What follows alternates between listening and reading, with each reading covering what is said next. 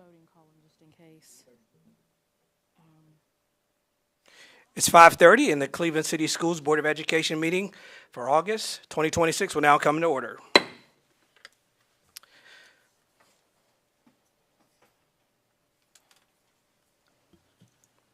We're going to start with a moment of silence and a pledge of allegiance from our student representative, Ms. Lyda Lund. Please pause for a moment of silence.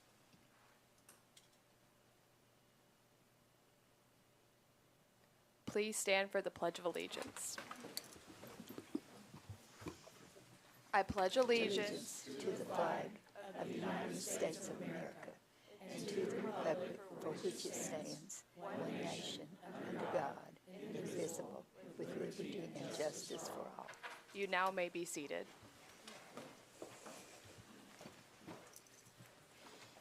Ms. Wheeler, do we have any public comments? We do not. Thank you.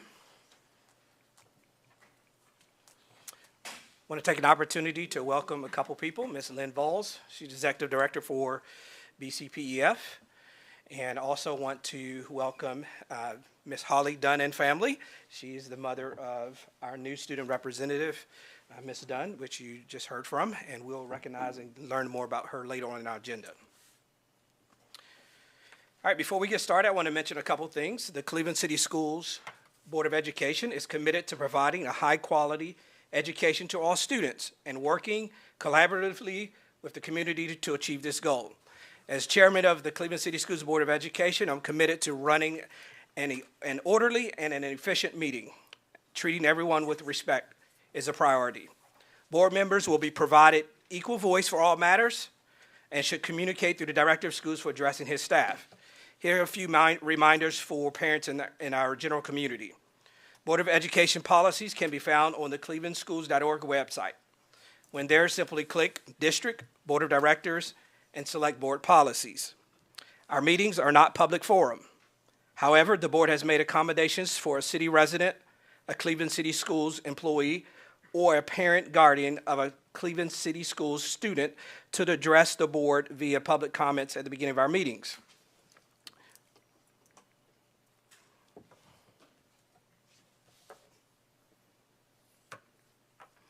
So, the next thing is the consent agenda. And board members, I want to give you the opportunity to remove anything on the consent agenda as presented. I'd like to entertain a motion to accept consent agenda as presented. Second. We have Mr. Coleman and Ms. Pasterfield. Ms. Wheeler, call the vote. Nate Tucker, Yes? Renee Diamond, Yes. Matthew Coleman, Yes. Carolyn Ingram, Yes. Andy Lay, Yes. Peggy Pesterfield, Yes. Jody Riggins. Yes. Motion passes. Thank you. All right, we're going to move to our regular agenda. First thing on the agenda is the director's update. So I'll turn it over to Dr. Elliott for his update.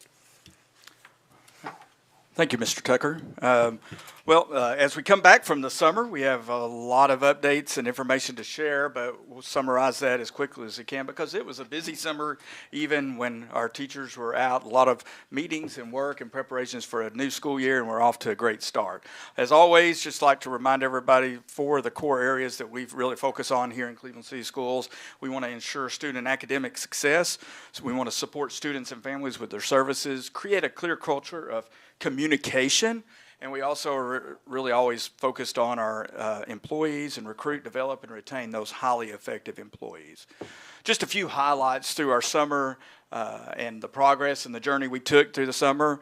We'll be sharing a little bit more during our spotlight time about the Denning Center and the mural there. It's a beautiful mural, and we'll talk more about that. Also, we had some artists from the Ross area in Miss B's class doing some great work on the Greenway along the way during the summer.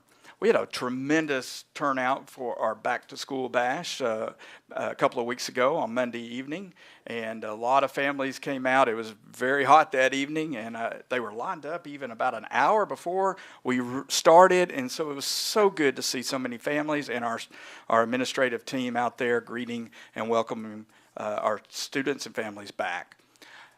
The United Way Day of Action was tremendous as well. It was a huge success, and I really appreciate all the work that United Way does, but also on this day, just a couple of weeks ago, the Day of Action, a lot of our schools took advantage of that, and we're very appreciative of the teams that came out to work and help us get ready right before school started and helped us with landscape work and painting and a lot of work in and out of our buildings. So thank you to United Way and all the community partners that came out. Then we had our back to school nights and open house, fun nights, in all the schools, very organized. I want to say a shout out to our staff this year for the terrific way they've gone about making sure that our families are welcome, but trying to expedite and be as efficient as possible, keeping in mind to meet the students and families, but also being mindful of their time. Then we had our back to school convocation last Monday, and it was, you can see there, Celebrate Blue was the theme. And we had several students who performed that day, and students brought down the house, and that's what it's all about, and we had a great time. And finally then, the first day of school rolled around, and we rolled out the carpet across the district and welcomed our students back. So a great time as we come back to school. Just a few highlights this last couple of weeks since we've gathered back. TSBA Law Summit, many of you attended that event. Each year we do that, and this year we know there were a lot of legislative updates, and we heard a lot while we were there from our TSBA reps and other guests that were a part of that conference. We had a lot of new certified training and support throughout the time as we began the year, and we'll hear more about that in a report during our time a little later. Back to school administrator retreat, we had training for new employees, back to school bash, as I mentioned, a lot of PD as we got started, and open houses, and then the Day of Action.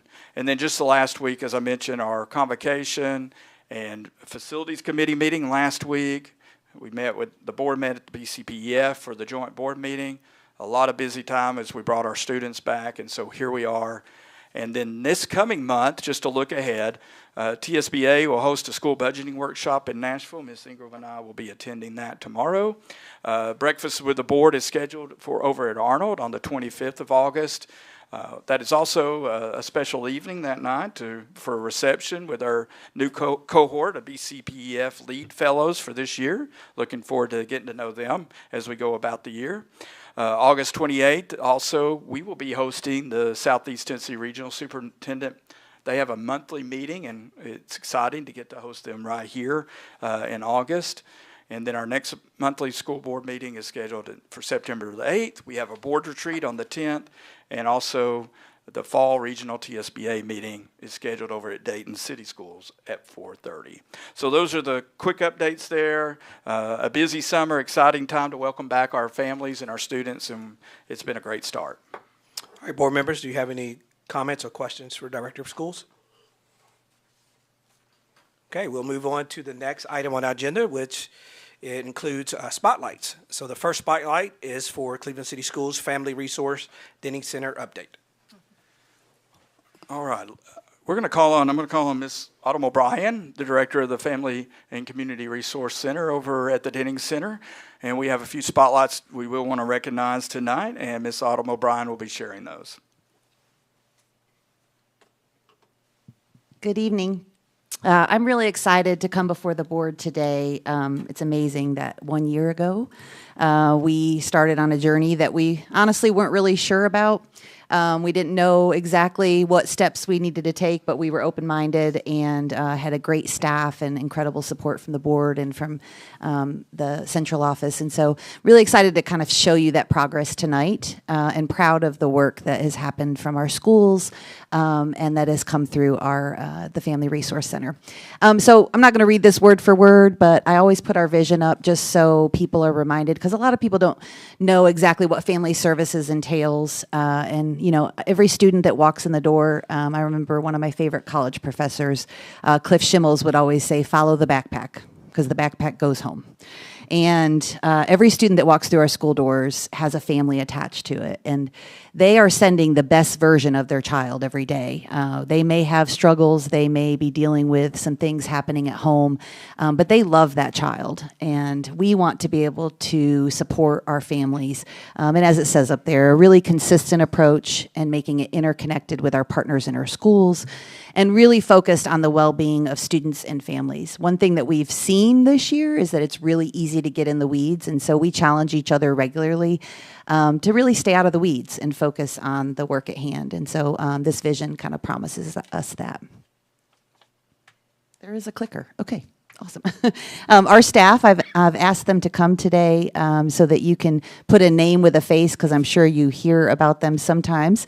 Jesus, will you stand up? Where are you? Right here. Jesus, yes. One thing you'll know about Jesus is he's always smiling. So when you see him, he always has a great smile. Jesus is our operations assistant, and he works for maintenance. He runs the pony. He checks all the fire extinguishers in the building. And he also helps us at the Denning Center with all of our deliveries and donations, and has just done a great job. And we are just so thrilled to have him on staff. So thank you, Jesus. Next, we have Riley Van Hook. Riley joined us in May, and he is a Vista through United Way, and he is overseeing volunteer and donation capacity and helping us really get our structures and our procedures going in the market. So we're really thankful to have Riley. And this is no stranger. She's brought hundreds of thousands of dollars to our school district through grant funding, and we are just thrilled to death to have Miss Lisa Wiley on our staff. And Lisa is our resource coordinator. She's our primary contact for our families. And so she does a great job working with the schools, working with the families, working with our partners to make sure that our student and family needs are met. And we're really thankful for the work that she does. So through all of our needs assessments and conversations with our partners in our schools and our families, we recognized really quickly that we needed to have a way to meet immediate needs: food, clothing, hygiene, household. What started in my mind as, okay, we're going to use room 3 and have, a food shelf and some clothing in there, turned into very quickly a very large resource market that requires a lot. And as you just saw, we have a staff of 3.5. And so we really felt as if we had to meet the immediate needs first. And so we focus really hard. Actually, right before we left today, Lisa and Riley and I were getting bags together for, I think, 4 of our schools for food and clothing that we deliver straight to the schools. We also have our school personnel come to the Denning Center to pick it up, to get it in the hands of the families, and we have the families, obviously, who come and shop during our market hours. So we really are proud of Barbers Market. I call it our lighthouse or our cornerstone for the work that we do, and I'll talk a little bit about that here in a few minutes. Obviously, with the staff of 3.5, we cannot hang every piece of clothing and check every expiration date. So we have a lot of volunteers. I do want to give a huge shout out to our schools. This year, we have had so many school volunteers, both students, parents, and staff who come, and quite honestly, we could not get by without them. Miss Charlotte in the middle, Charlotte Timberlake, is one of our longest tenured volunteers. We call her the hanger queen, so she is fittingly holding onto hangers because she likes to keep them organized. But she was a dear friend of Miss Barbara Ector's, and so we're glad that she is around. You might recognize a familiar face on the right side. Logan Thompson came and helped us with our meal prep for our holiday gift baskets. We have some staff in the bottom left, and then Miss Addison from Truesdale was our intern last year from Truesdale, and we've gone from 1 intern from Truesdale to next year we will have, I think, 6, and they will be there 3 days a week. So we're super excited to have them join us on staff, and she does literally restocks all of our clothing every week, so she does a great job there. What's a presentation without some stats? I'm not going to read through this a lot, but some highlights. You can see there almost 1,800 total individuals and 400 families on our caseload from the 25-26 school year. That requires a school staff member to say, hey, I think this student or family needs help. and they refer that student or family to us. We also receive referrals from our partners and lots of different areas that those, and even walk-ups. But we have worked with 400 families and almost 800 individuals. The two graphs below, I won't try to make you squint your eyes to read them, but if you look at the graph on the left, the large green chunk represents our Hispanic population, and it is 53.09. That is the demographics of the families that we serve. If you remember, when we started talking about this center, part of the work was around our non-English speaking families. I am not going to lean in and suggest that all of our Hispanic families that visit the market are non-English speaking. But if you come to the market on Monday, you hear a lot of Spanish being spoken. We have 4 translators, some that are paid, some that are there on volunteer. But we have 4 translators there almost every week because we do have a large non-English speaking population. And then the graph on the right, if you look at that really small light blue sliver of that pie, that is 1.2% of our families. So 98.8% of our families live with a household income of $2,000 or less per year and have a household of, our average household size is almost 5. So we feel like we're targeting the families that need the work, and I think that graph kind of shows that. Couple of goals. We do report to the state for Family Resource Centers, so just want to show you these goals. We weren't sure about how to word this goal because we wanted to see an increase in referrals, but on the other hand, we want to see a decrease in the spring because we want to make sure we're helping our families so things get better. And so we did, of course, in our first year see an uptick in our referrals. We had 204 total referrals, but we did see a decline in the spring, and we do believe that was because we were helping, and the next slide will kind of show that, but that we were assisting our families and providing them a little more stability. If you look up there, you can see we dealt with lots of different types of referrals, everything from food and clothing, hygiene, healthcare. The need that is the most challenging right now, because I know that question may be asked, is housing. We all know housing is challenging. Rent costs are high. There is not a large pool of housing, and there's not a lot of transitional housing. So we are working with the city and several of our agencies to start to tackle that issue, but that is something that we still face as a challenge. We send out a survey in the middle of the year and the end of the year. And we want to make sure that what we're doing, we all have a heart for kids, and you can work hard for kids and work hard for families, but we want to make sure that the work that we're doing is effective and meeting the needs. And so here are some mid-year survey, actually this is end-of-year survey results, that's a typo on there. Our school staff, 4.75 out of 5 believed our staff was knowledgeable in resources. Families averaged 5 out of 5 believing student and family needs were met. And our community partners, which this one thrills me to death, believes that our services are beneficial, 5 out of 5. So feel like those survey results are really strong. And then just this, I could have 8 of these slides with all of our community partners. These are some of our regulars and or most recent ones. And I'm going to talk about a few of those in the next couple slides with some pictures. So along with Barbara's Market, we added the Raider Reading Roadshow. And this year we were able to take the Raider Reading Roadshow out to all of our schools twice. And we were able to get the books in the hands of pre-K through 8th grade at no cost to students. We went to school events, we went to summer school, all of our community centers during the summer, and community events, and we are already booking for this school year. So we felt really good about, and it's amazing. What we hoped was we pull the book bus up and kids are like, oh, I want a free book, and that's what's happening. So kids are really excited to be able to go on and get a free book, and it's a pretty great way for us to get the Cleveland Sea and get it out there and celebrate blue and let our kids get on there and get books and explore literacy in a fun and unique way. So here is a a slide about our holiday meal vouchers. This is probably one of the things that we said we weren't going to take anything off the table, and we didn't take anything off the table. This was a big, big, big undertaking. But we had a donation, and actually I want to give Lisa Wiley a shout out. This was from a contact that she had through the high school. But we had a large donation to buy turkeys. So once we had turkeys, we thought, well, we've got to give them something to eat besides just turkeys. And so we were able to purchase 600 turkeys, in case you're wondering how much $8,000 buys in turkeys. It's 600 turkey breasts. And we were able to get those and create a drive-through box pickup for holiday meals. And one of the best things was the Monday after, and Lisa kept coming back, and Maria, and we had families in the market that were talking about, that's the first Thanksgiving meal they had ever had, which I thought was really awesome.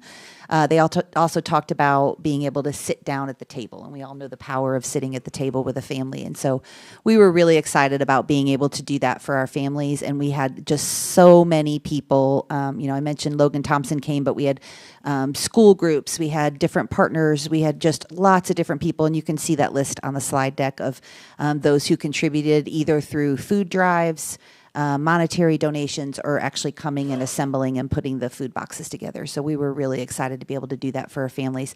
We were also able to feed our bus drivers and our school nutrition folks. So we were excited that we had some extra, and we were able to do that for our staff as well. So we were really excited to do that. Prom drive.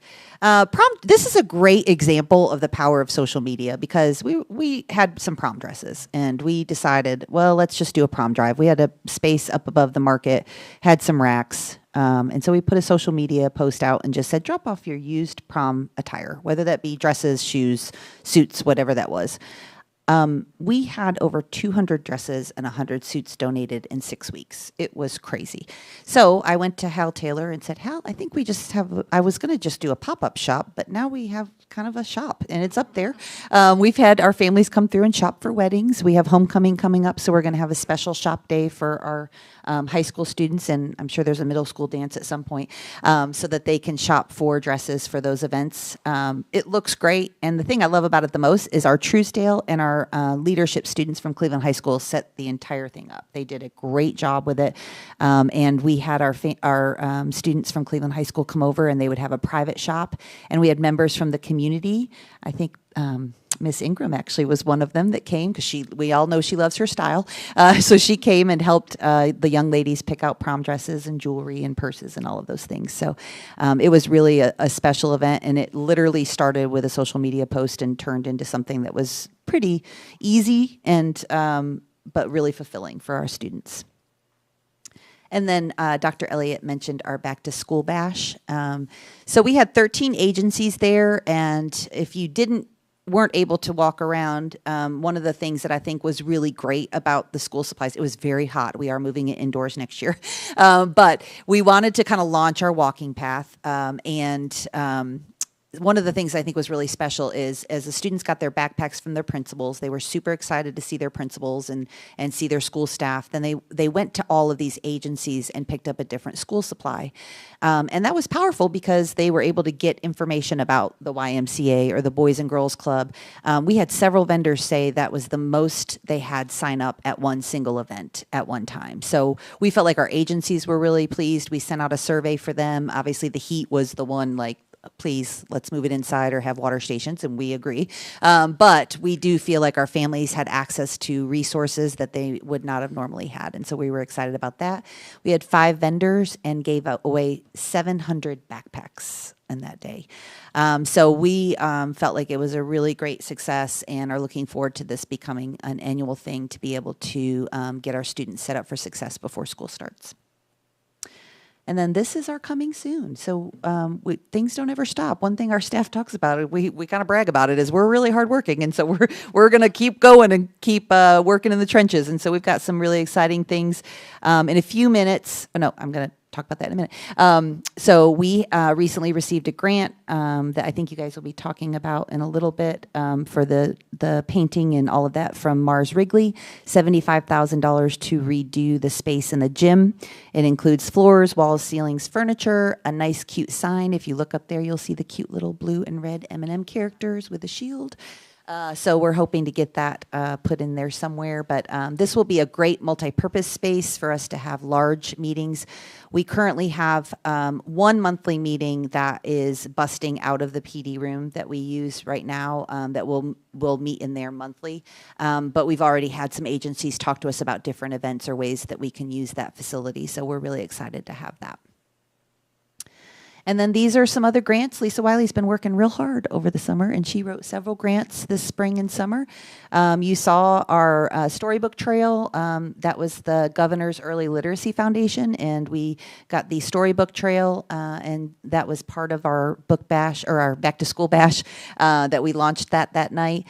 And we also recently received a Tucker Foundation grant that includes pavilions, benches, planters, arches, and an ADA access sidewalk so that it's handicap accessible. We are right now, we have been informed we are a recipient of the HEART grant, and we are working with them to finalize the budget that includes solar light posts, a really nice entrance sign, paint activity centers, plants, tables, mulch, lots of wonderful stuff. And then the Chattanooga Food Bank and partners have donated 10 raised garden beds now. 10 raised garden beds. They're helping Miss Wiley with the design of our community garden, lots of seeds and things like that. So they've been a great partner from the very beginning.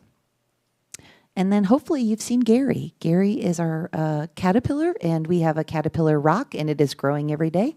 And so we have that on the sidewalk just to kind of have a little whimsical and a little way for our students to connect. And we have some activity centers that I mentioned in the slide before that we'll be adding, and Gary will be the character on all of those activity centers.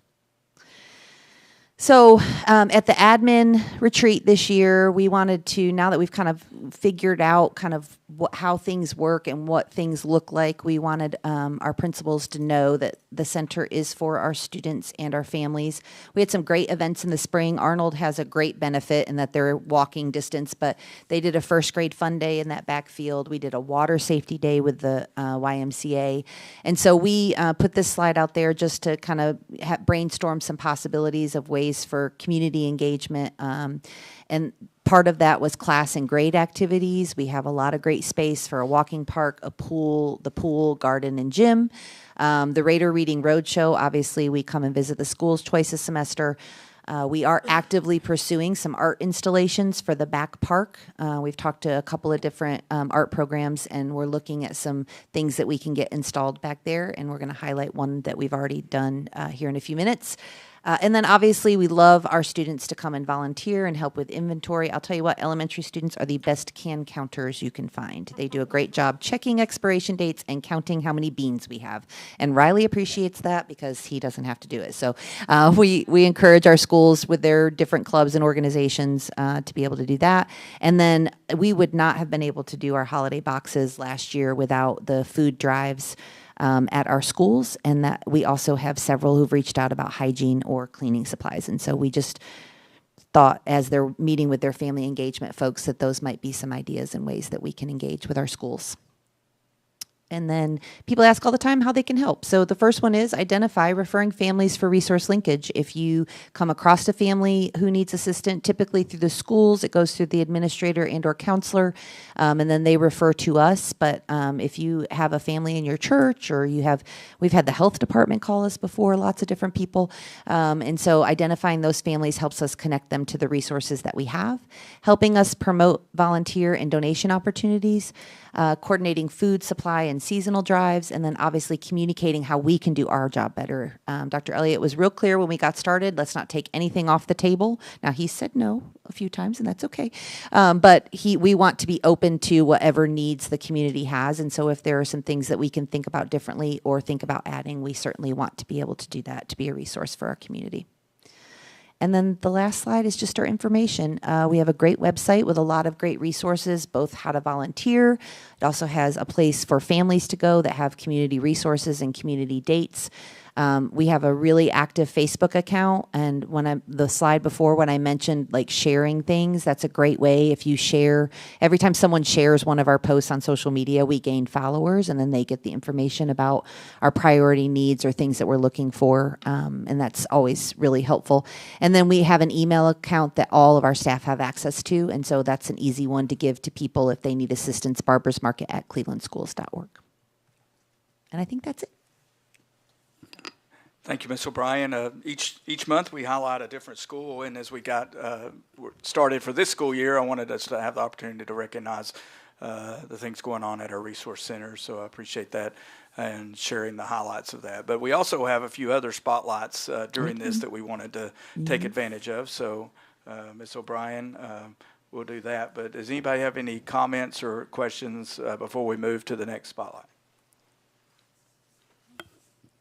Autumn, I think it's amazing what you and your staff has done in 1 year, and and the day I came to help, it was such a blessing to me. One of the young girls said I helped her find her a prom dress and shoes and earrings and all. As she left, she turned around and looked at me, and big old tears were in her eyes, and she said, "You know, I wouldn't have been able to go to the prom without this." So those are the kinds of things that is blessing the people and those who work as well. And it's the small things like that. Yes, You know, it's the yes. small things. Yeah, thank you.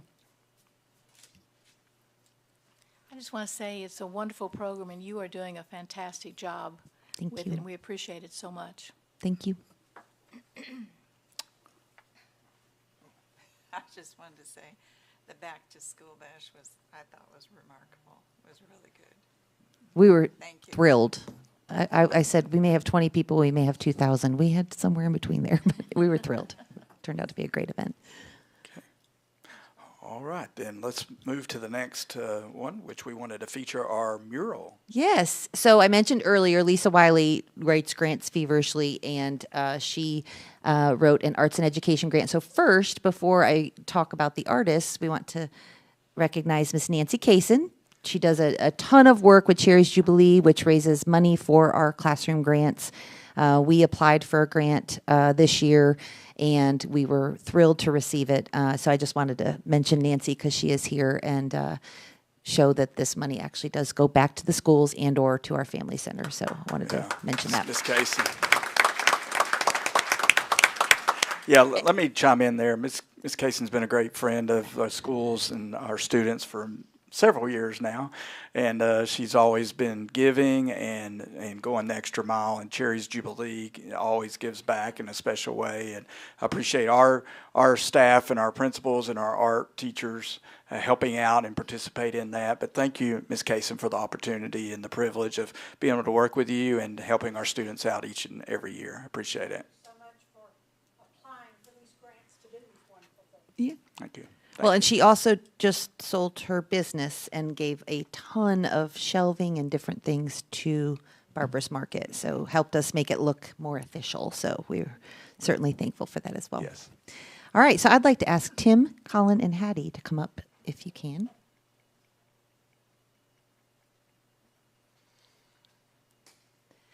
So on the slide deck, we have several different slides of the progress, but wanted to put some names with faces. And so this is Hattie. And Hattie was our student artist, and I'll talk about kind of the process here in a minute. And then Colin is an art teacher at Cleveland High School, and Tim is our resident artist who actually painted the mural in the Denning Center gym. So we loved that, and he worked at the Denning Center. So we loved that connection. But if you're familiar with any of the arts and education grants, it typically involves a teacher lead that involves students and also has that community person that is involved in one way or the other. And so this process was a really interesting one because it was going obviously on the front of a building that is downtown. It has a lot of traffic. We wanted to make sure that we honored the city and made sure that it was something that people would be proud of, that wasn't an eyesore and all of those things. And so we brought a great team together and to come up with a mural design. And I went to Colin and Tim. We started with Colin and Tim and had conversations around what that process could look like. And if you ever have artists in a room brainstorming, you know it gets pretty magical pretty quickly. And so Colin was able to bring some renderings, and Hattie created a small rendering that we were able to bring to the school board. School board gave some feedback. And I think besides the finished product, one of my favorite parts of the process was once I took the feedback back from the facilities committee, they digitally moved things around so Hattie didn't have to do a whole nother rendering and moved the things around so that we could have something to present to you to kind of get a loose interpretation of what it would look like. And then they got to work and they were out there in May in the heat of the summer. Hattie brought along her lunch bunch crew and they all worked and we wanted Hattie to be in full control of the artistic pieces of it. And there were some times where she went, I want to do it. We got to shift it this way. And she did a fantastic job. And we've already had a lot of comments on just how beautiful and what a great addition it is to downtown. So we wanted to bring them to you so that you could meet them and know who were the hands that held the brushes. So.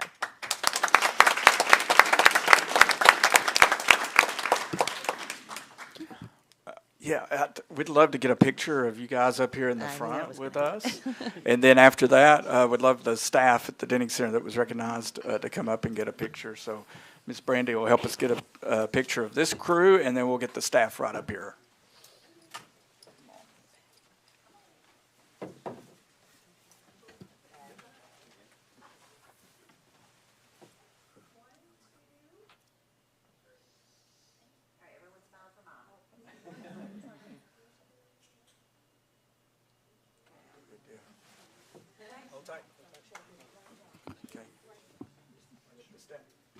And the staff, if you'll come up here, please. Just the staff. Thank you. Thanks, guys. Thank you. Love you guys.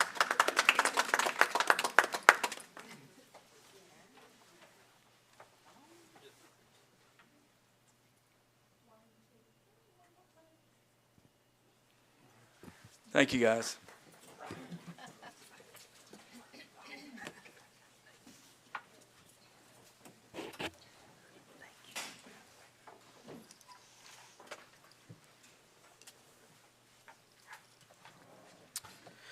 All right, next item on the agenda is the Board of Education Student Representative introduction. We generally will have the student provide an update on things from happening at Cleveland High School, but we just got started, so what a great opportunity for us to get to know her better. And so I've mentioned her earlier, and I'd like to introduce her again. This is Miss Lila Dunn, and she's going to talk to us a little bit about her. Good evening, everyone. My name is Lila Dunn. Like Mr. Tucker said, I am a senior at Cleveland High School, and I am so honored to have the opportunity to serve as my district school board representative. A little bit about me: I'm the youngest of three sisters, with my older sisters Ella and Ava, and then my parents, Holly and Jason, always encouraging me to get involved and pursue the things I am passionate about. At Cleveland High School, I'm involved in a number of organizations and activities. I serve as the editor-in-chief of Yearbook. I'm a member of SGA, National Honor Society, Science National Honor Society, Beta Club, Raider Reads, Maldo UN, the Math Club and Competition Team, and the Constitution Quiz Bowl Team. Outside of school, I work at Free to Fly, and I occasionally volunteer at Barber's Market. When I'm not busy with school or extracurriculars, I enjoy sewing, reading, baking, watching movies, and skiing. I also really value spending time with my family and friends. Looking toward the future, I plan to study chemical engineering in college with the goal of eventually working in pharmaceutical development. I'm currently in the college application process, so I haven't quite decided where I'm going to be attending yet, but regardless of where my education takes me, I hope to remain involved in my community through policy, philanthropy, and advocacy. One of the main reasons why I wanted to serve in this position is because I've always found education policy incredibly interesting. As a student, I experience the effects of the decisions made by our schools and districts every day. And I believe it is important for students to have a voice in those decisions and to have someone who can bring their perspectives directly to the table. I'm incredibly grateful for the opportunity to represent the students in our district, and I look forward to learning from the board and contributing where I can and being a voice for my generation. Thank you for welcoming me, and I look forward to serving this year.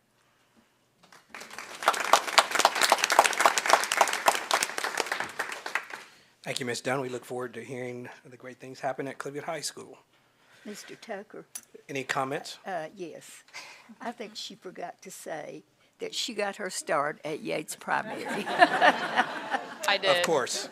From the wonderful Miss Ingram. Any other comments? All right, next on our agenda is the recognition of outgoing board members. So I've asked Dr. Elliott and Ms. Ingram to come down front and recognize each of them. And while they're doing that, I'll start with the first person.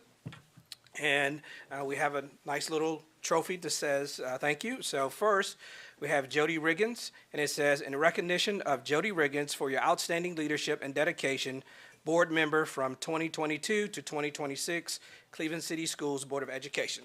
Jody Riggins.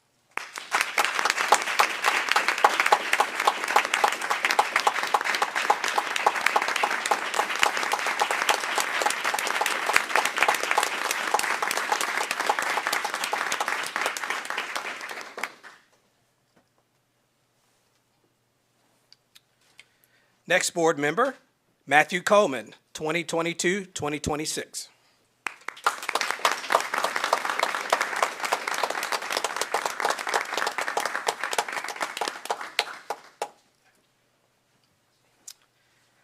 And last, but definitely not least, Miss Peggy Pesterfield, 2006-2026.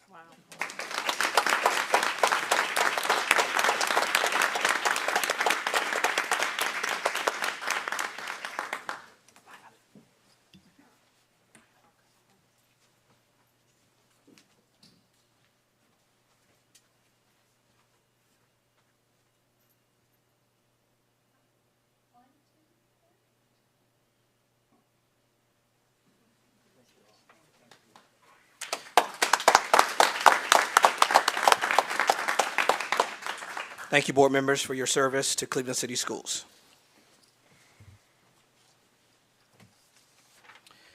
Next item on the agenda is the first reading of policies, and I'm just going to ask you to buckle up because we have 29 or 39 policies to review.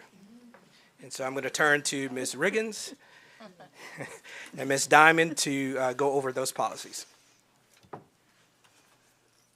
Okay, well, we have quite a few policies in a few different sections, and so Mrs. Riggins and I will take turns going through those. Most of the policies we're going to request be read and approved on first read because these are required of us based on the legislative session. So these are policies updated based on the new laws. And then we have one other policy that we are going to just review for first read for voting at our next meeting because it was a locally developed policy. So I'll turn it over to you to start with. You're going to do that other one last? Yeah. Okay. Yes, these are first and final readings, we hope.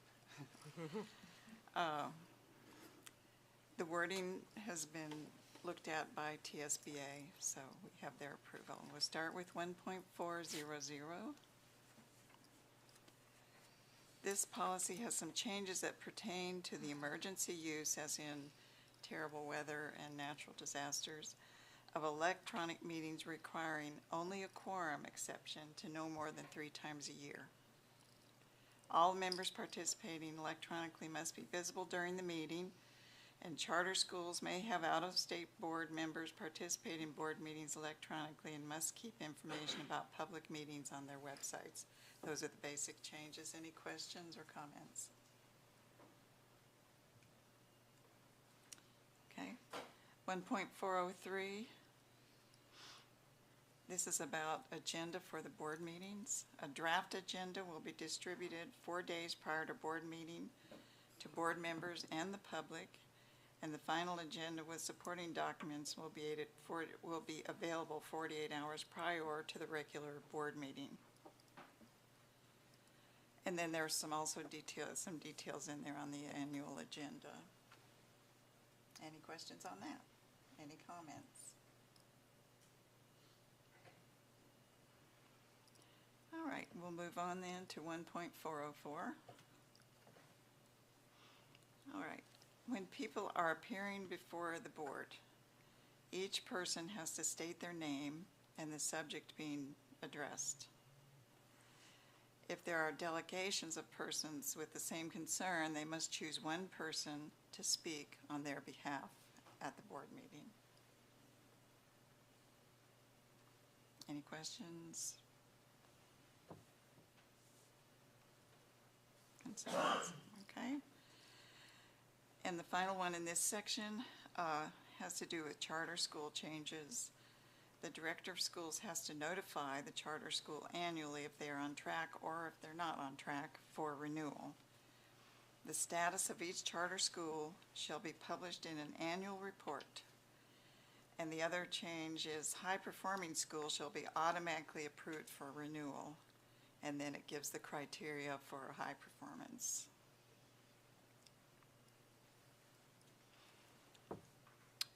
Ms. Riggins? Questions? 1.307. We're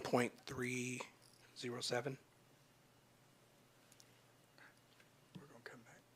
Is that the one we're coming back to? Okay. That's the one we're going to come back to. That the ones that I just went over are what I recommend the changes made to the policies in this board operations section be accepted as first and final readings. So we have a recommendation from Ms. Riggins, and for each of those policies, the 4 policies, we're going to do one vote for the whole collection, so stay tuned. All right. Section 2 is fiscal management. So this section focuses on maintaining sound fiscal management through transparent budgeting, community involvement, and rigorous internal controls to ensure that every dollar is maximized for student success. The first policy is 2.100. This policy highlights advanced planning with mandatory community feedback and requires an annual review of all financial procedures to ensure ongoing compliance with state principles. Any questions on that? Comments? 2.200 establishes a formalized 2-week public review period and a work session before final adoption of the budget, and also requires us to ensure that there's a fund balance available to meet the fiscal health standards of our district. Any questions or comments? 2.400 introduces rounding for cash transactions to the nearest nickel due to the discontinuation of the penny. And any questions or comments on that? So that concludes section 2's edits to policy, and I would recommend that these be passed on first and final read, on first read. The next section is section 4, instructional frameworks. These policies govern the core of our educational mission, defining academic standards, student progression, and interscholastic participation in alignment with updated state laws. So 4.213 updates our curriculum to include instruction on child trafficking, awareness and prevention in grades K through 12 in an age-appropriate manner. Questions, comments? 4.215 prioritizes in-person teacher-led instruction for grades K through 5 and prohibits social media access for these students while using district internet. Questions, comments?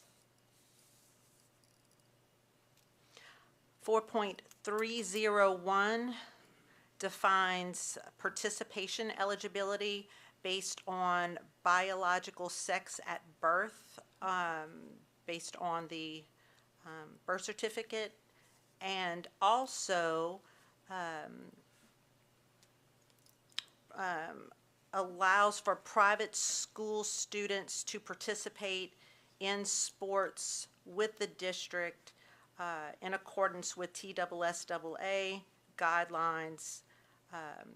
These students must attend a private school that is not a member of TSSAA or TMSAA and serves fewer than 200 students in grades 6 through 8 or fewer than 200 students in grades 9 through 12. Must satisfy the eligibility requirements by TSSAA or TMSAA and reside within the geographical boundaries of the district. And again, this policy allows for these students to try out for these sports. It doesn't require us to allow students to participate, but to try out like every other student does. Any questions or comments on this? Okay. 4.600 prohibits grading floors, which are minimum grades above a 0 for high schoolers. And also for 8th grade courses that get high school credit. So it prohibits a grading floor. Questions or comments on this? 4.603, this, where's my 4.603, sorry. 4.603 adds a student benchmark score. Let me make sure I have that right. Beginning with, so we did not change that, right? Just grammatical. Yeah, oh yeah, that was just grammatical errors on that one. Sorry about that. And then 4.605 requires students in middle school who are taking high school credits to receive graduation credit for that coursework, and also requires us to report the total number of early graduates to the Department of Education on a yearly basis. Any questions or comments on that? Well, that concludes section 4, and I would recommend that these policies be passed on first read.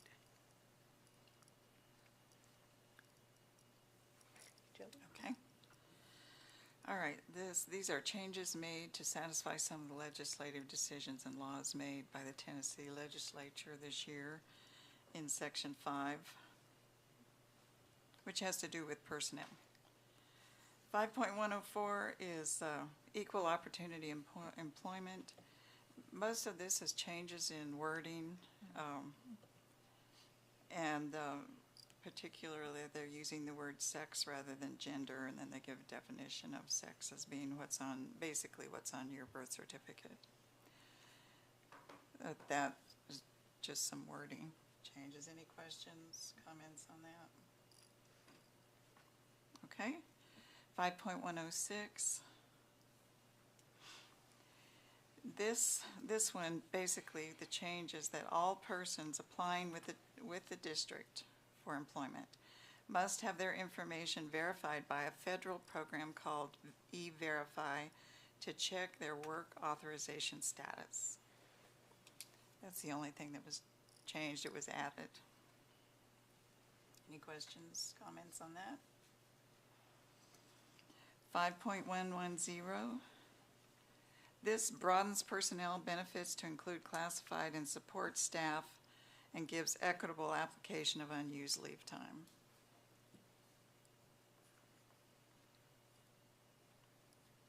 Questions? Okay.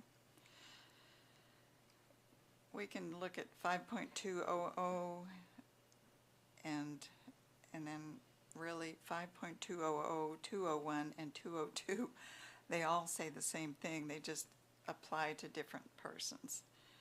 So this one applies to tenured teachers.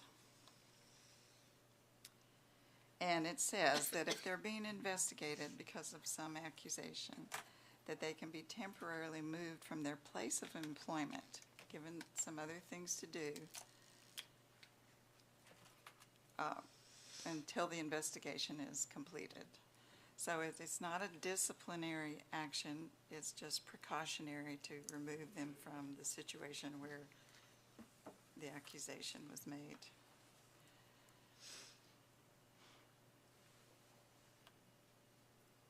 Okay. Any questions about that? 5.201 says the exact same thing, only for non-tenured teachers. 5.202 says the exact same thing, but it's for non-certified employees.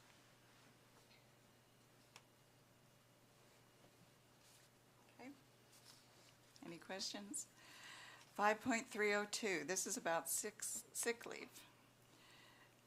Okay, so they changed sick leave for professional personnel to 8 days for the year. If you use 5 consecutive days, you have to bring a doctor's statement in, and support personnel get 1 day per month that they are employed for sick leave. So this is a drop in 10 days to 8 days of sick leave. Any questions there? Okay, 5.303. Certified personnel now get 4 personal days per year, plus the one that was provided by a decision of the school board. So that's 5 personal days per year. The 5th day has to be used or you lose it. Use it or lose it kind of thing. The others can be credited to sick leave if they are not used. A use of personal days more than 3 consecutive, use of personal days off more than 3 consecutive days requires 30-day notice, and that is to give adequate time to be sure that our students get appropriate instruction during those days that the teacher is absent. Any questions? Okay, 5.501. If an employee chooses to use the grievance procedure, they have a complaint manager assigned to them, and this change is that they may choose one of the same sex, and the definition there is provided.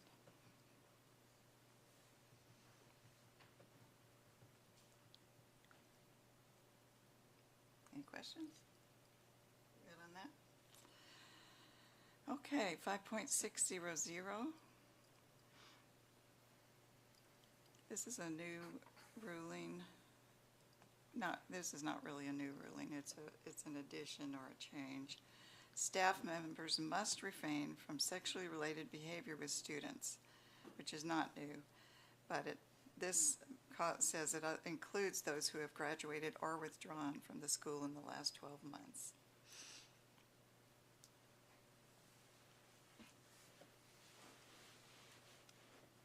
Any questions? Okay, final one is 5.801. This talks about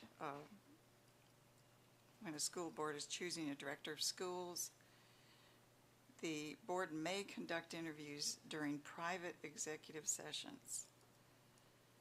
but all deliberations and final votes must be in open meetings, open public meetings. Also, they made clear in this that an applicant can request that all the materials pertaining to them can be kept confidential. However, if that person is selected, all the interviews and application materials must be on public record. This was not just for school boards. This was kind of a legislative move for any public office. But in our case, it would apply to choosing a director of schools. Any questions? Anybody need to add anything? Correct how I read that? Okay. I recommend these changes be made in the personnel section and be accepted as first and final readings. All right, and the final, section 6, student services and conduct. So 6.100 really is language clarification.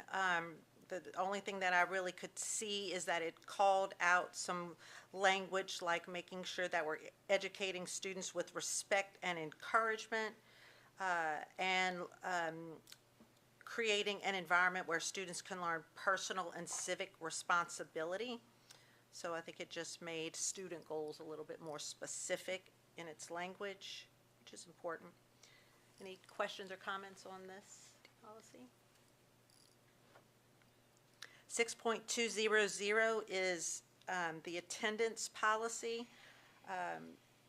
What this did primarily is require us to request attendance records for students enrolling at after the start of the school year from the previous school district, and these unexcused absences accumulate at a previous district for the current school year shall be factored into truancy decisions here. So this helps us to make sure that our students are staying in school.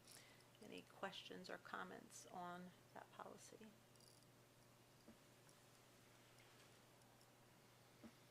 Um, 6.202 is our homeschool policy.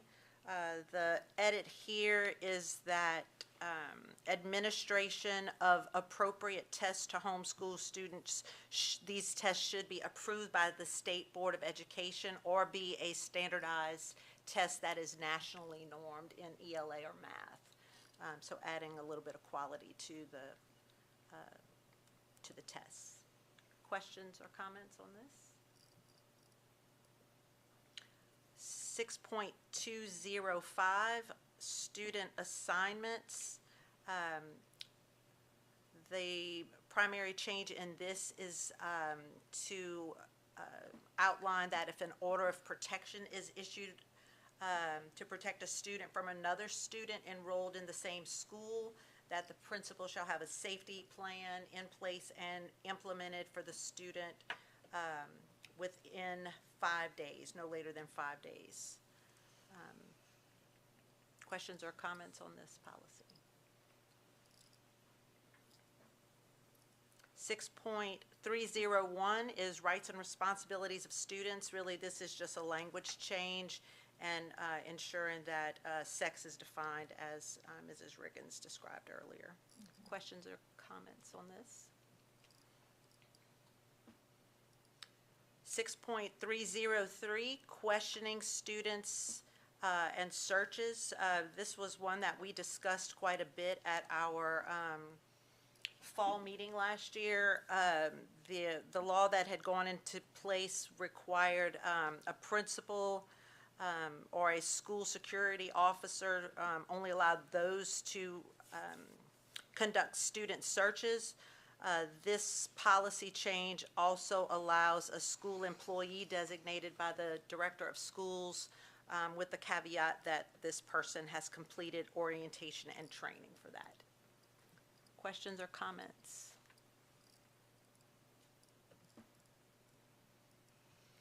Six 6.304 is student discrimination, harassment, bullying. Really, this policy just had a couple of language changes, including the definition of sex. Questions or comments? 6.306, interference and disruption of school activities, outlines our procedure for informing parents of classroom evacuations due to a disruption of behavior disruption in the classroom.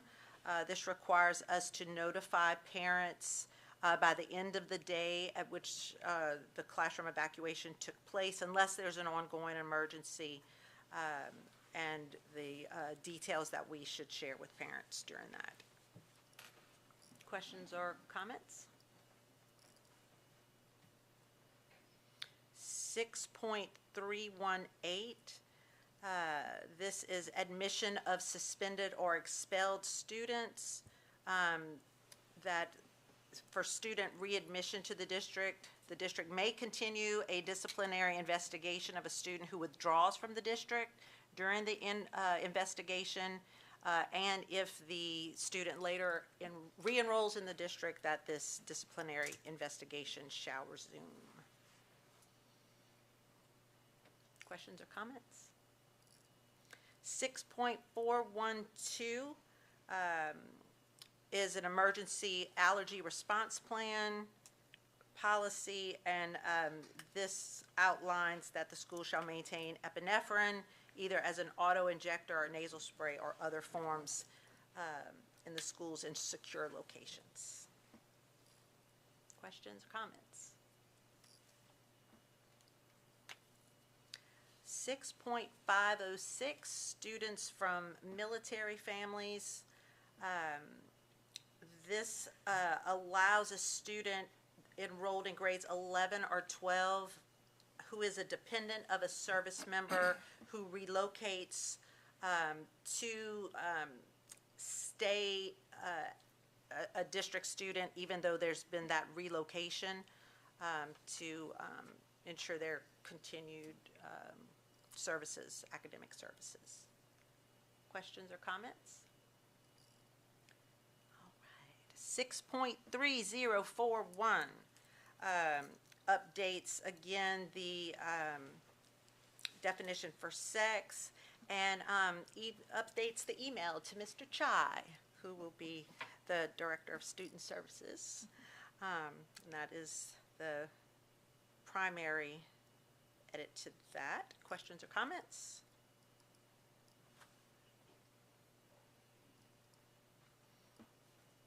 Okay, 6.4053, this is a new policy that was developed between TSBA and our board attorney, and it allows for outside applied behavior therapy within our schools.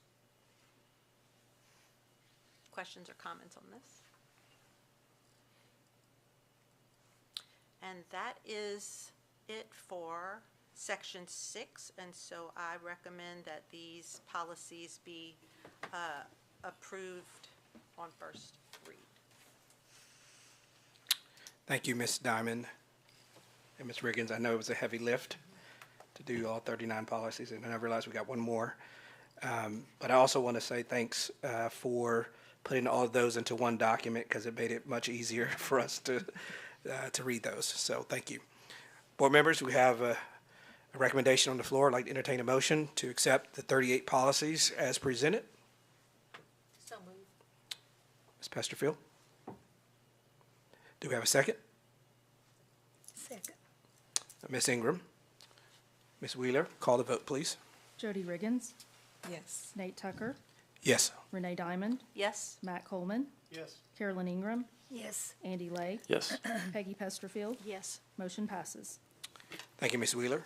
Ms. Diamond, will you review the final policy? Yes, the final policy that we're going to review tonight is 1.307, which is the establishment of a Community Business and Alumni Advisory Council.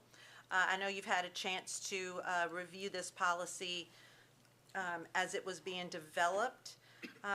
We did have a recommendation that you probably saw for the membership,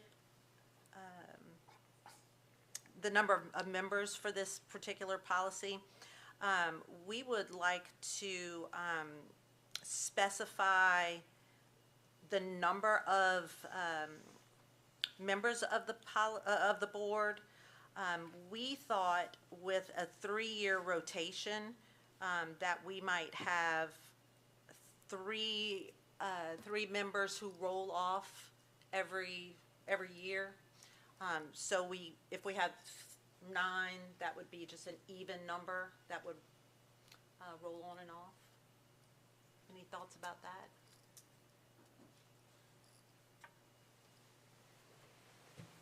I think it's important for us to have a specific number of, and it doesn't have to be necessarily 3, 9. I think we were thinking a multiple of 3 that is an odd number. So. To me, that's fine. I mean, I think this is all fluid, and who knows what'll happen in 5 years, but I think that's fine.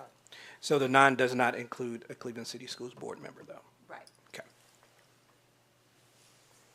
I think that was the only edit that we made from the original that we had, but did that make it into this policy? No? Okay.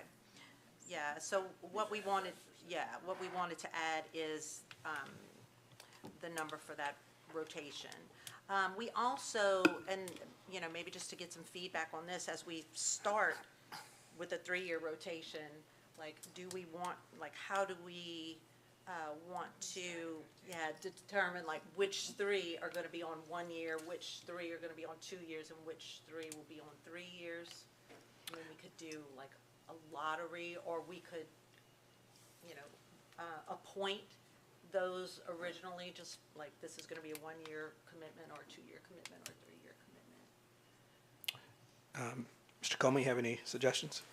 I just think there's got to be some flexibility built in there, because we're asking some people that have a lot of other commitments in their lives to take part and invest in this, and some of them, I think some of them may be shorter, some of them may be longer. I think that since we have a renewal on that term, I think we could probably just get together in that initial meeting and hash out who's got a shorter term and who doesn't. Yeah. I think we can figure that out. Yeah, I don't think that necessarily needs to be in policy, because hopefully this will only happen as we get this off the ground. Get started in a rotation. Yeah. So are we saying we're going to pass that off to the advisory council to decide who's a part of the first 3, second 3, third 3? Yeah. Okay, great. So I would recommend that we make this change to the policy to put in a particular number, 9 advisory council members. As I'm looking at this, I'm thinking line 23 seems to be about the right place to put that. Yeah. Shall consist of 9 individuals. I think that's probably the easiest way to type it. Yep. And then change it later if we have to. That's right. Yeah. That has been added on the screen so you can see it. Okay. So we have this policy 1.307 presented, and this is a first reading policy. I'd like to entertain a motion for policies presented. Mr. Coleman, do we have a second? Ms. Riggins? Ms. Wheeler, call the vote. Renee Diamond, Yes. Matthew Coleman, Yes. Carolyn Ingram, Yes. Andy Lay, Yes. Peggy Pesterfield, Yes. Jody Riggins. Yes. Nate Tucker. Yes. Motion passes. Thank you. Ooh, I told y'all to buckle up. All right, so next on the agenda, we have a strategic plan focus, and that is for human resources. Dr. Elliott, we'll turn to you for that. Yes, tonight I'm going to ask Mr. Kaiser and Dr. Rodriguez to come and share an update from our Human Resources Department as we continue to annually, each month, look at different components of our strategic plan, and our focus tonight is on the engaged workforce. If you need a cup of coffee, now's the time before we get started. Nothing like following 30 policies with your presentation. So engaged workforce, just want to make sure everyone is aware of who these ladies are. If you have a chance, you should hug them for all they do for Cleveland City Schools and also for the fact that they have to work with me each and every day. But Ms. Cindy Wagers is our administrative assistant. She does all kinds of things with onboarding our employees, and of course, Dr. Rodriguez, you know, and she's going to share some of the things that she's been doing for the school district over the past year to continue to move us forward. Every year I like to share things that are seen as trends across the working world, not just in education. I'll briefly touch on these. I get these from the Society of Human Resource Management, just things that we need to keep on our radar and know that are going on across the working world in the United States. Nearly 3/4 of HR professionals believe that workers have a higher expectation of their employers today than they once did. If you're involved in human resources, you know that to be true. Stress and burnout levels are among the most pressing needs that are seen by workers, HR professionals, and executives. I think if we would agree with that here in Cleveland City Schools, that is something that we have to continue to look at and address. And then employee experience is one of the top priorities that workers believe HR departments should prioritize. We also see that as generational change occurs, we are seeing that, you know, folks value the experience they have each and every day even more. So those are just things that we need to keep on our radar and make sure that we're aware of, and you'll see some of the ways we're addressing that. What does the HR do? So first and foremost, you know, I don't like to take myself too seriously. We are not the bad news department, contrary to popular belief. And we do all kinds of things, from background checks to recruiting, to data entry, to investigations, to employee licensing, and even new for 26-27 as you adopted in board policy, E-Verify, to make sure that folks are able to work in the United States. So the list is long. But we have some good folks that take care of a lot of those things. So workforce update. We are currently at 889 employees, 523 certified positions, 366 classified positions. We have 25 school administrators and 16 district administrators. That's just the number that we have. It is down a little bit from last year because our student population was down a little bit. But as you can see, as I said earlier, Cindy and Susan definitely deserve a pay raise for all of my shenanigans that they put up with. Summer workforce updated. So we handled 362 personnel transactions. That doesn't mean we have that many new people, but as people are transferred or moved or things occur, that has to be touched by human resources, has to be documented, has to be worked through. We had 65 new employee hires, sort of. Some of those folks were with us and transitioned to new roles. And a lot of those people that transitioned to new roles are sitting in the audience tonight. We currently have, I would say, 2 open certified spots. We just got one this past week. So we are very close to being completely full, which if you follow the education and employment world, that's really good. So we feel proud of where we're at and the work our principals have done in helping us make sure our schools are staffed for the school year. Some general updates. So special education, CTE, paraprofessional roles remain by far the most difficult areas to staff. That's just for the nature of the work and some of the specialization that's required for CTE. Certification flexibility is something that has opened the door to lots more opportunities for people to teach. While it's appreciated, but also creates some complications with applications. Can people really meet the requirements? And also some challenges with licensing. I would tell you by far this year we worked through more licensing issues than we ever have as a department. Teacher pay. So how do we rank? Based off of last year's ranking, we were number 5 in beginning teacher pay. So I tried to give you from both ends of the spectrum. We were number 5 in beginning teacher pay. We were number 25 in max teacher pay. So that's folks at the doctorate level with 25 years of service. Just gives you an idea of where we rank. There are 147 districts, I believe that is the number in the state of Tennessee. Parental leave update. So the board chose to provide parental leave not just to the folks that the state legislators provided it to, but to all of our employees. So this past year, We had 3 folks that took advantage of that for a total of $23,057.08. That was the cost to the school district for picking up those extra folks for parental leave. Total in the district, we had 32 parental leaves. So it gives you an idea of how many teachers took parental leave last year. So at some point in time, it looks like student enrollment will be up if we have that many people out on parental leave. And then teacher survey, we did have some good results on our teacher survey. Every year the state of Tennessee does the teacher perception survey. Our results are strong. We're either at or above the statewide results on those. Strong performances, particularly in school climate and leadership perception. This is our current engaged workforce strategic plan, is to provide high-quality staff throughout our school district. One of the things that we certainly know is that it's not just about the teachers. We have to have high-quality staff in the paraprofessional roles. We have to have high-quality staff in the bus driving world. We have to have high-quality staff in the cafeteria. So it's not just about those teachers, where obviously we want great teachers, but we want great people in every single role we have in Cleveland City Schools. So what have we done?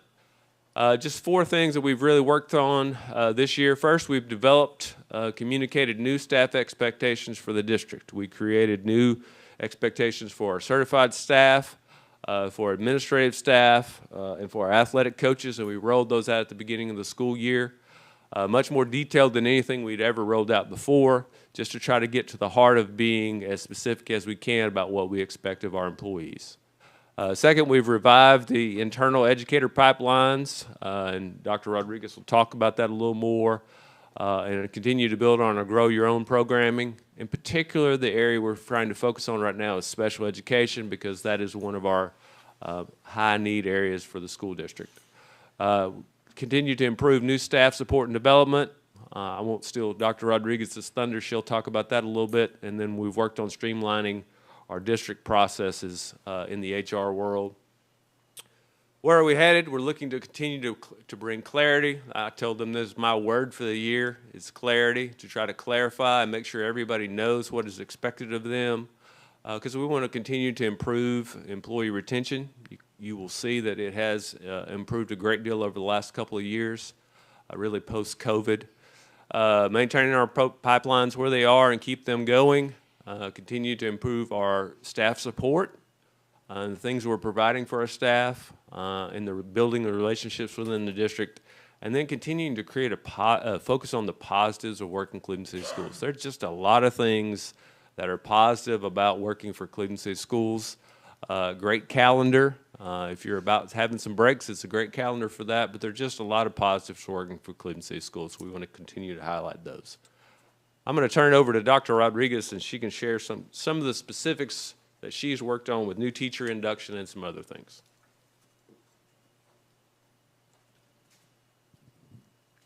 Quite a bit shorter even in my heels. All right. First of all, thank you for the opportunity to share with you some of the exciting things that we're doing. If you know me, you know that I'm passionate about new teachers and supporting them. That is why we are all here, is what is happening in the classroom. So as part of our work in HR, we're continually looking at teacher attrition and asking ourselves how we can better support and retain our teachers. One way that we're trying to do that is through our new teacher program.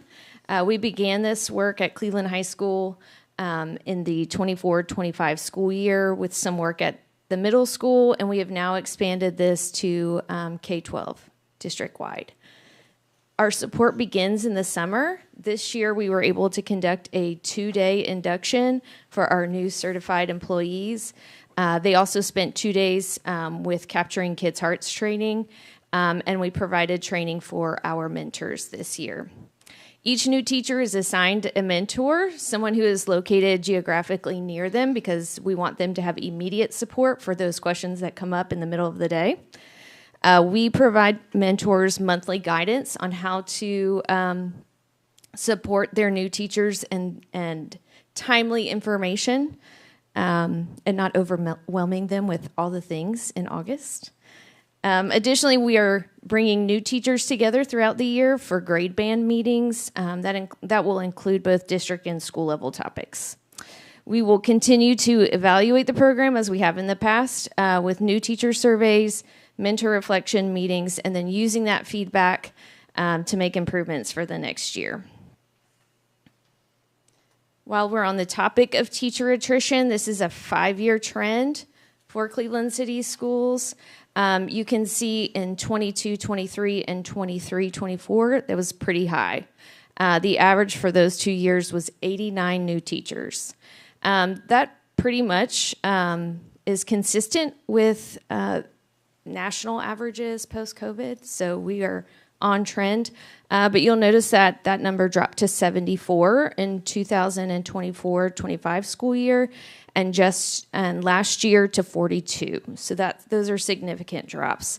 Currently, we are at 35 for the 26-27 school year, so that is wonderful. We know that there are many factors that contribute to those numbers, but the significant decrease during that same period, we were strengthening our new teacher support, is very encouraging. It reinforces for us the importance of investing in induction, mentoring, and ongoing teacher support. As mentioned previously, I will talk about Grow Your Own. Grow Your Own is another important part of recruitment and retention. It provides a pathway for our instructional assistants to become licensed teachers. The experience that these individuals have in working already in our schools provides an immense amount of valuable institutional knowledge. They already understand our students, our schools, and the culture of education. We've had some great results in the short time this program has been in place. We've had 100% graduation and program completion rate among our 3 previous participants. This year, we will have 4 participants, and all 4 are pursuing special education licensure. So we are leveraging one of our highest need areas. They will complete a 2-year program this school year and next. And we're also excited about connecting Grow Your Own with our Teacher as a Profession program at Cleveland High School. Our goal is to create a pipeline for our students in high school to simultaneously go to college and have employment, and ultimately become a licensed teacher within our district. We've had some interesting onboarding changes, and I could detail this and probably talk to you about this for 3 hours or more, but I will keep it short. We have moved in the last year to online onboarding, so no more 3-inch stacks of paper we give to our new employees, but we're looking to make that even better. So we are moving away from Employee Navigator and DocuSign that we have used to One Place. We are in the implementation process with that. It is called OnPhase through iDistrict Sync. They will connect our applicant management system to onboarding, and then ultimately our internal forms will all be electronic. We are working through those workflows as we speak.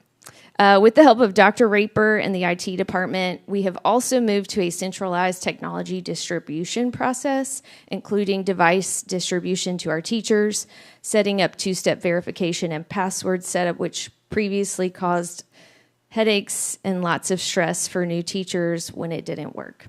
So we have our IT guys there ready to help them with that.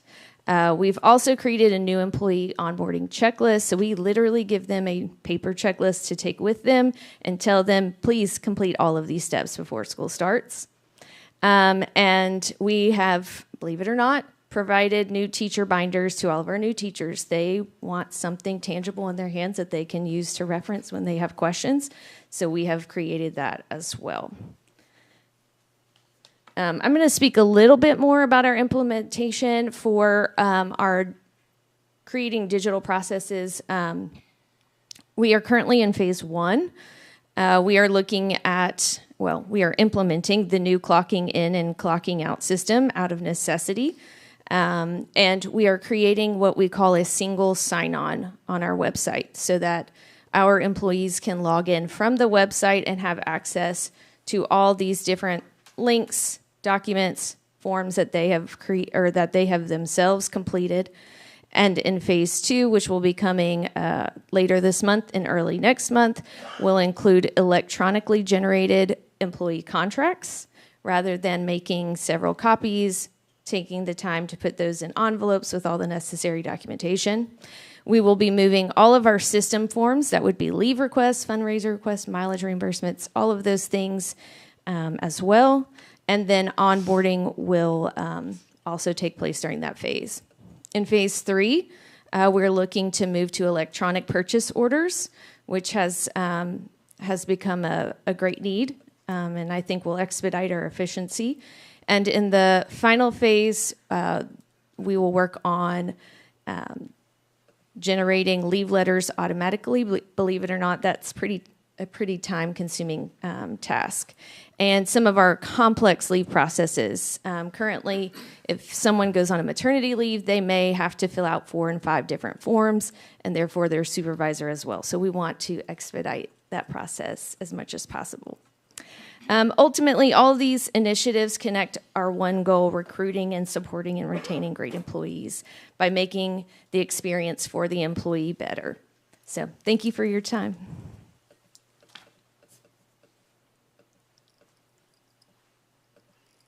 Got a couple more slides, I think.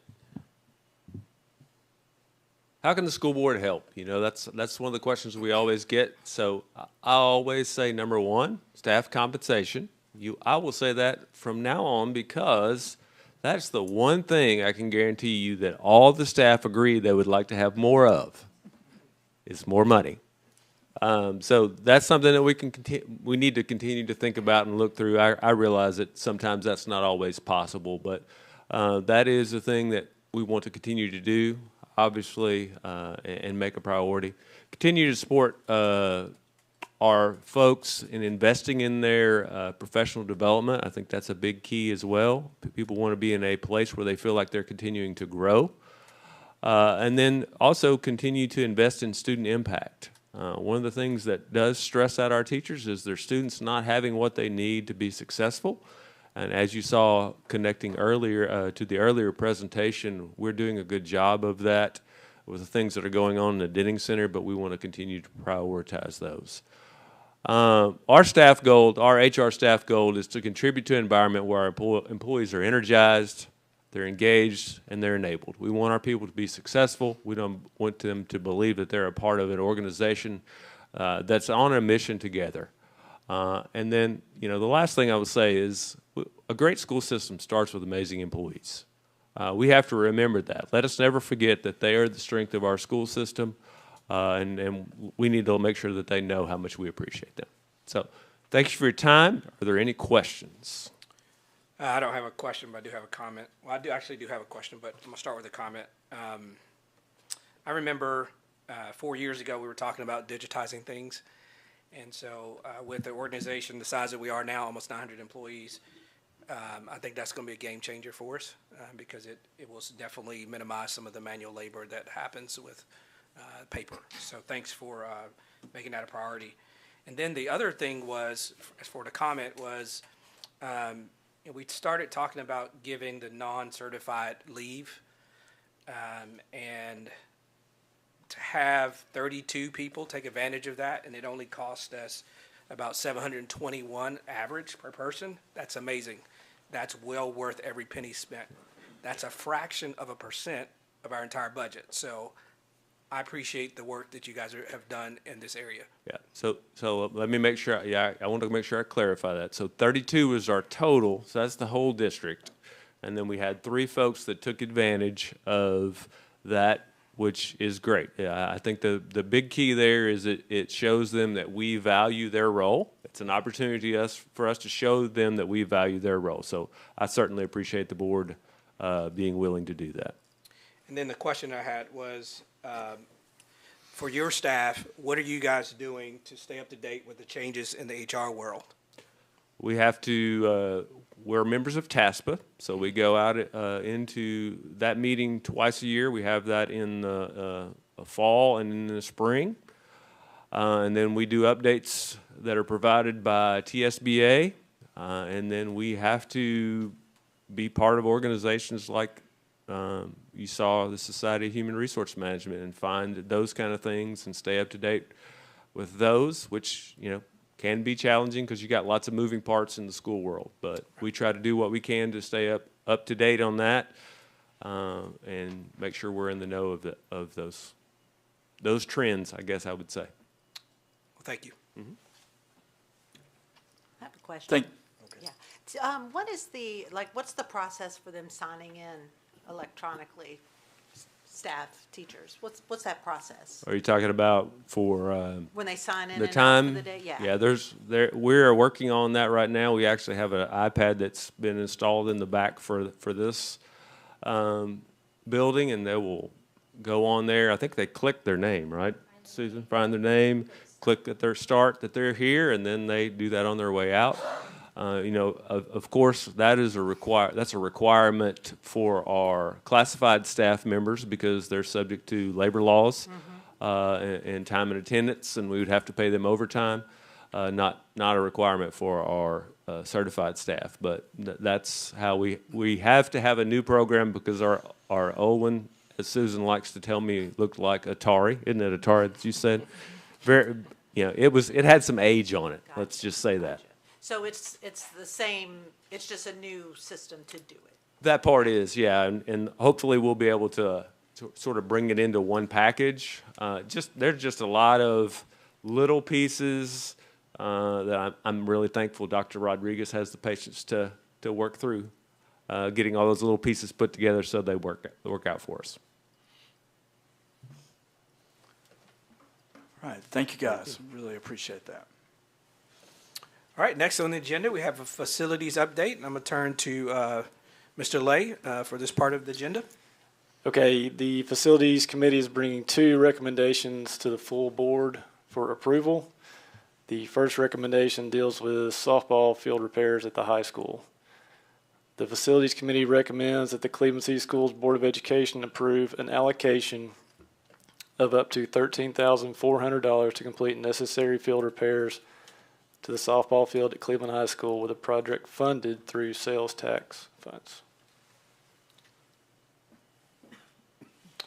All right, board members, we have a recommendation from the Facilities Committee, so we don't need a motion. However, we do need a second, so I'd like to entertain a second for the presented motion. A second. Ms. Diamond? Okay. Ms. Wheeler, call the vote. Matthew Coleman, Yes. Carolyn Ingram, Yes. Andy Lay, Yes. Peggy Pesterfield, Yes. Jody Riggins, Yes. Nate Tucker, Yes. Renee Diamond. Yes. Motion passes. Okay, the second recommendation was talked about earlier, deals with improvements at the Denning Center.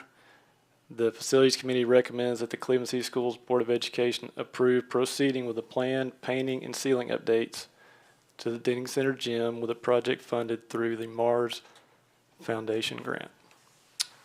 Like the softball field repairs, we don't need a motion. We do need a second, so I'd like to entertain a second. I'll second. Ms. Riggins, Ms. Wheeler, call the vote. Peggy Pesterfield, Yes. Jody Riggins, Yes. Nate Tucker, Yes. Renee Diamond, Yes. Matthew Coleman, Yes. Carolyn Ingram, Yes. Andy Lay. Yes. Motion passes. Thank you. Next item on the agenda is legislative updates, and we'll look to Ms. Ingram for any legislative updates. Well, since everyone is in recess over there, I have no report. Thank you, Ms. Ingram. Board members, Ms. Dunn, do we have any comments, questions, anything? I do. Okay. I think all of you do a remarkable job. I appreciate you and I admire you. Thank you so much. Okay, do we have any others? I just want to say that I'm going to miss you all, and I may have to just come to a board meeting just so I can see everybody again. I guess we're going around the room here. So I don't think I will come to a board meeting just for the fun of it. As much as 38 was great today, but I just don't, it's dry. It has been a great experience. It has been, and all these guys work so hard up here, especially up here. I know you guys take a lot home with you every day that your work and the phone calls you get from families and teachers and in some cases students. And, you know, just can't say enough about what you guys have dedicated to, and that goes for the whole administration. So thank you, guys. Any others? I just want to thank those who are leaving us and for what they've contributed.